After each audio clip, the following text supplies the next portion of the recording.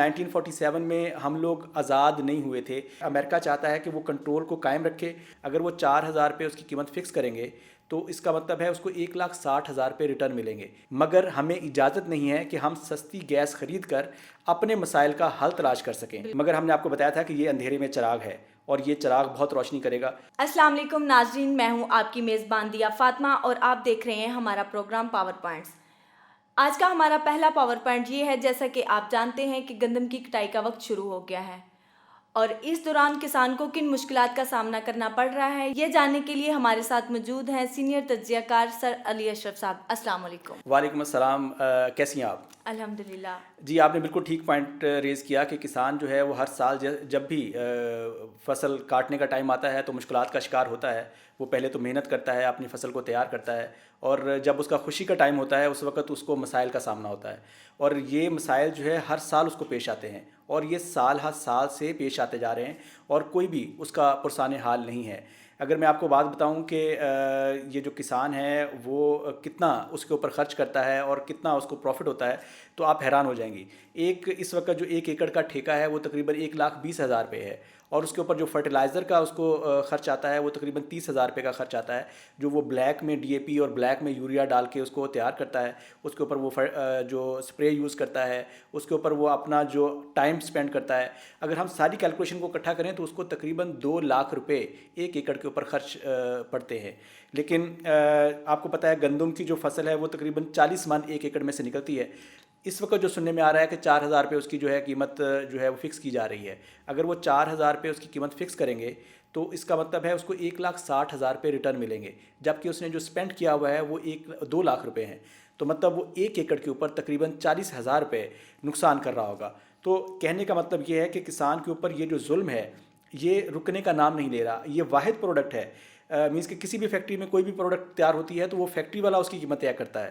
وہ فیکٹری والا ڈیسائیڈ کرتا ہے کہ میرا کتنا ایکسپینس ہے، اس کی کیا اس کے اوپر پروفٹ ہوگا اور میں اینڈ یوزر کو کتنے میں دوں گا. مگر یہاں پر جو ہے یہ ریورس ہے. اور سر ایسا بھی ہے کہ کوئی بھی کسان اپنی فصل کو، اپنی کسی بھی اشیاء کو خود سیو کر کے نہیں رکھ سکتا. ایگزیکٹلی یہ بھی ایک ظلم کی دوسری داستان ہے کہ وہ اپنی فصل کاشت کرتا ہے، اس کو تیار کرتا ہے، لیکن اس کو اجازت نہیں ہے کہ وہ اپنے گھر میں رکھ سکے.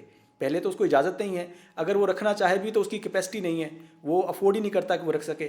تو اس وجہ سے جو مڈل مین ہوتا ہے اس موقع کے اوپر وہ سارا فائدہ اٹھاتا ہے، وہ ان سے لے لیتا ہے اور اپنے پاس سیو کرتا ہے، بعد میں اس کی قیمت کو ڈبل یا کافی زیادہ کر کے وہ بیچتا ہے اس کو. تو اگر ہم اس کو کنکلوڈ کریں تو جو اینڈ یوزر ہے وہ مہنگی چیز لے کر خرید رہا ہے، اس کا بھی نقصان ہے. جو پروڈیوسر ہے جس نے اس کو پیدا کیا ہے وہ سستی بیچ رہا ہے، اس کا بھی نقصان ہے. اور فائدہ کون اٹھا رہا ہے؟ ایک مڈل مین جس کا کوئی کردار ہی نہیں ہے، نہ وہ یوزر ہے نہ وہ پروڈیوسر ہے.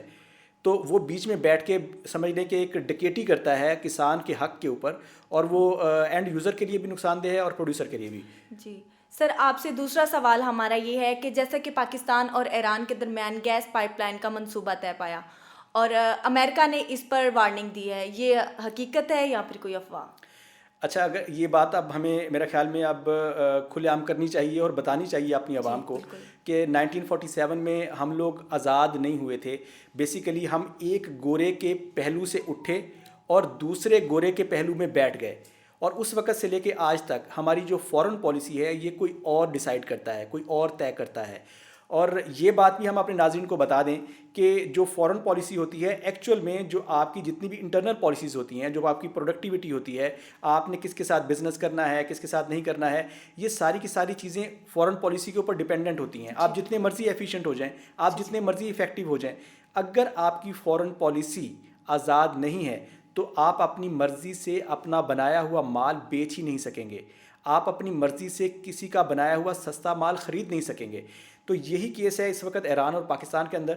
ایران جو ہے وہ پروڈیوسر ہے، وہاں سے گیس نکلتا ہے، ہم یوزر ہیں پاکستان، ہم نے وہ یوز کرنا ہے، ہم نے وہ خریدنا ہے. مگر ہمیں اجازت نہیں ہے کہ ہم سستی گیس خرید کر اپنے مسائل کا حل تلاش کر سکیں. اور اگر ہم اس کو امریکن پوائنٹ آف ویو سے دیکھیں تو وہ بھی بڑی انٹرسٹنگ چیز ہے، کیونکہ امریکہ آپ کو پتہ ہے کہ سپر پاور ہے اور وہ چاہتا ہے کہ پوری دنیا میں کنٹرول رکھے. تو پاکستان اسٹریٹجیکلی ایک ایسی جگہ پر ہے جہاں پہ آلموسٹ 50% آبادی جو ہے ڈائریکٹلی یہاں سے کنٹرول کی جائے گی اور 30% انڈائریکٹلی کنٹرول کی جائے گی. آپ دیکھیں کہ 1.5 ارب انڈیا ہے، 1.5 ارب چائنا ہے، اس کے بعد مڈل ایسٹ ہے، آپ کا سینٹرل ایشیا ہے. یہ سارے کنٹریز جو ہیں وہ یہیں سے کنٹرول ہوں گے، کیونکہ جو دنیا کا انڈسٹریل ہب ہے چائنا وہ یہاں پہ ہوگا.